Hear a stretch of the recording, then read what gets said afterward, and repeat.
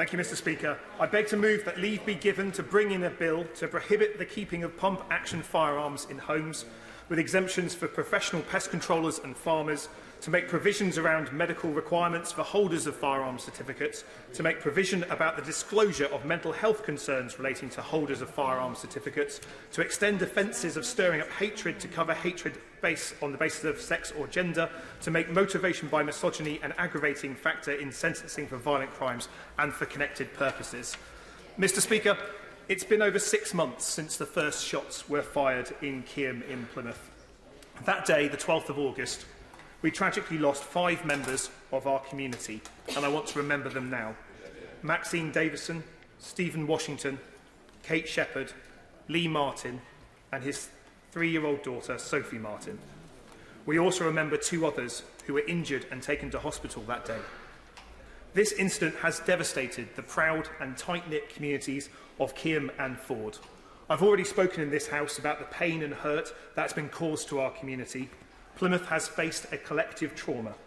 We know that there were nearly 300 eyewitnesses to the shootings, people having seen body or blood on their streets, and many of those were children who have seen things that no child should ever witness.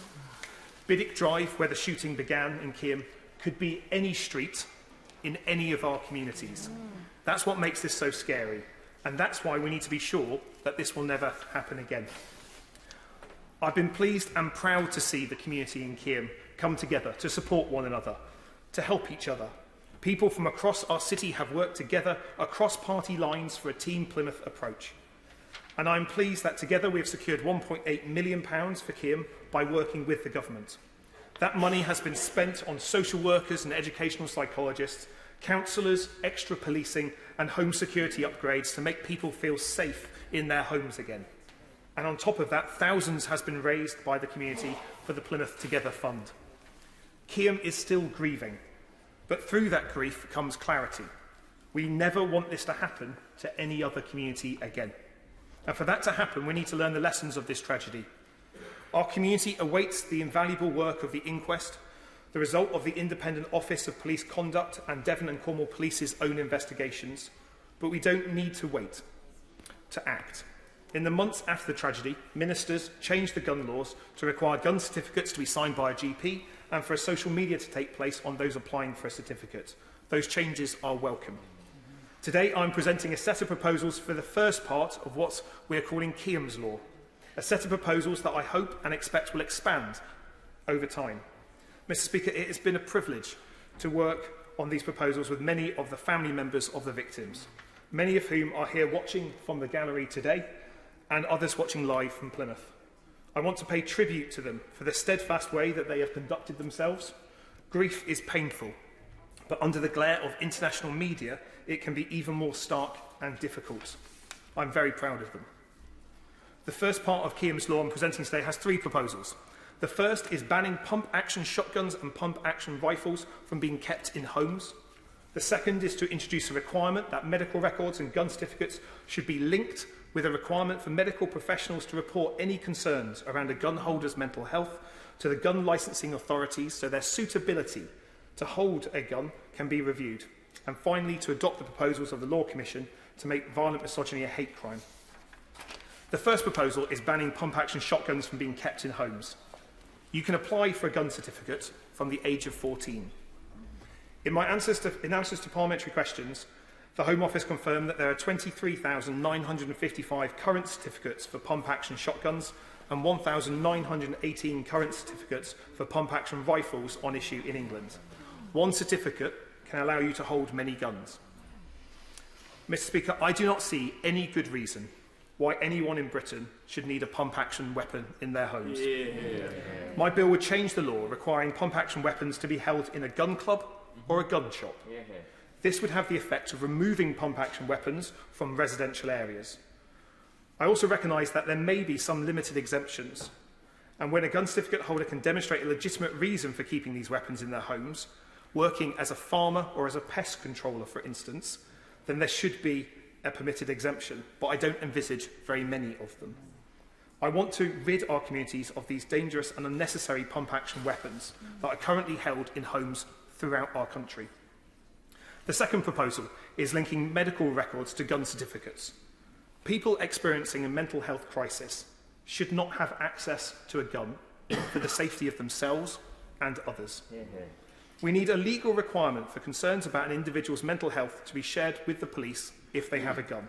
Progress is being made slowly in this respect, but my bill seeks to go further.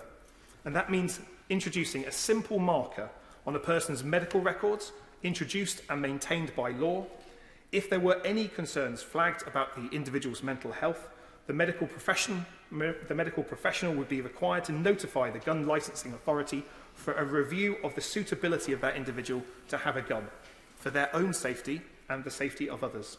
At present, GPs are only asked to confirm that there are no health conditions or reasons that would prevent someone from receiving a gun certificate at application, or perhaps again at renewal. But that can be 5 years apart. I've heard of cases where no supporting statement has been provided, but gun certificates have still been issued. Omission must never be a reason for approval. And that link should not just be at the point of application, but a legal requirement to maintain that connection so it can be acted on swiftly if a concern arises. There's precedent for this. It's the same as what happens at the moment if someone presents with a serious health concern and they're an HGV driver, for instance. And it's a similar system that already exists today in Northern Ireland. Mr. Speaker, I know parliamentary rules prohibit me from seeking to raise taxes or charges in the bill that I am presenting, but I do believe that the fee for a gun certificate does need reviewing, embracing full cost recovery and the greater fee paying for a better gun licensing system than we have today. The third and final proposal in Keyham's law is to make violent misogyny a hate crime. Incel culture is a sickness that is being allowed to creep its way into the lives of far too many young men. Festering in the dark corners of the internet, young men are being taught to channel their frustration into an insidious hatred for women. Incel culture is a cancer that is growing. It is a rotten cesspit of hate, loathing and anger, and we need to better understand the extent of the problem if we are to tackle it. How do we stop our young men going down the path towards hate? What is the cure for this terrible disease? I would like to discuss with ministers the commissioning of new research into incel culture. I think that would help inform the government's own work against violence against women and girls. Britain does not yet have a full strategy to tackle incel culture, or the resourcing to make inroads.